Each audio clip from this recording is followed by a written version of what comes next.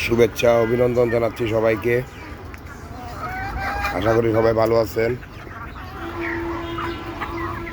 দেশি মুরগি যারাই পালন করেন না কেন, রীতিমতো সবাইকে সতর্ক করা যাচ্ছে। রানীক্ষেতের প্রাদুর্ভাব শুরু হয়ে গেছে। গতকালকে আমার এই যে দেখতেছেন, এই মোরগ এটার মতো একদম স্বাস্থ্যবান এরকম মোরগ একটা অনার্থক এই রানীক্ষেতের সংক্রমণ ঘটে অনার্থক মারা গেছে। আপনারা সবাই সাবধান, মুরগিকে টিকা দিয়ে দেন। স্বাস্থ্যকেন্দ্রে নিয়ে গিয়ে RDB ভ্যাকসিন, সেটা স্বাস্থ্যকেন্দ্রে গিয়ে মুরগির পশু সম্পদ অধিদপ্তরে গিয়ে ওখানে গিয়ে টিকা দিয়ে দেন, ভ্যাকসিন মারাই নিয়ে আসেন। না হয় নিজে থেকে RDB ভ্যাকসিন একটা 20 টাকা নাকি 25 টাকা নেয়, স্থানীয় পশু সম্পদ অধিদপ্তর থেকে কিনে এনে আপনারা 1 cc করে রানের মধ্যে পুশিং করে দিবেন, যাতে করে হাড়ের মধ্যে না লাগে ইঞ্জেকশন, মাংসের মধ্যে আপনারা এই দেশি মুরগিকে RDB ভ্যাকসিন করে দেন। না হয় কিন্তু রানীক্ষেতের প্রাদুর্ভাব শুরু হয়ে গেছে, আপনার খামারে সমস্যা হয়ে যেতে পারে। আর যারা ছোটোখাটো করে ঘরে পালন করতেছেন 2, 4, 5, 10টা, ওনারা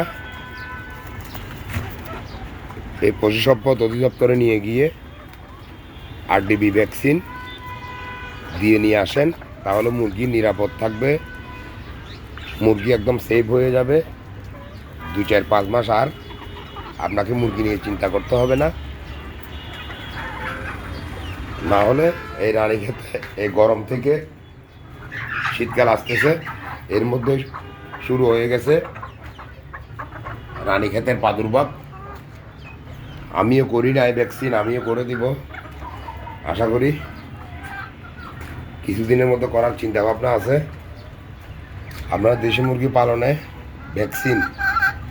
ভ্যাকসিন ছাড়া যে কোনো মুরগি পালন করাই মুশকিল। একটা তো রোগ আসলে কিন্তু সবগুলাতেই রোগে সংক্রমণ ঘটে যেতে পারে, তাই সাবধান, মুরগিকে ভ্যাকসিন দিয়ে নিরাপদ রাখুন।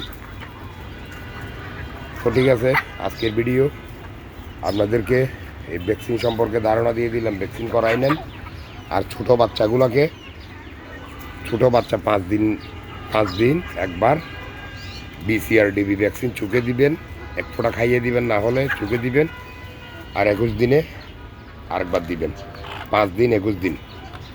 আমি যেটা করছি সেটা বলতেছি, 5 দিন 21 দিনে RDB ভ্যাকসিন করি। আমি গাম্বুরো অন্যান্য ফাউল ফক্সের ভ্যাকসিন করতাম না, আমিও করছি। এগুলোকে 2 বছর হয়ে গেছে আর এর মধ্যে করিনি, তারপরও ভয় জাগতেছে। আপনারা সাবধান, ভ্যাকসিন করাই দেন। ঠিক আছে, আজকের ভিডিও এ পর্যন্ত। আপনারা সবাই ভালো থাকবেন। যারা আমার চ্যানেলটাকে সাবস্ক্রাইব করছেন ওদেরকে অসংখ্য ধন্যবাদ।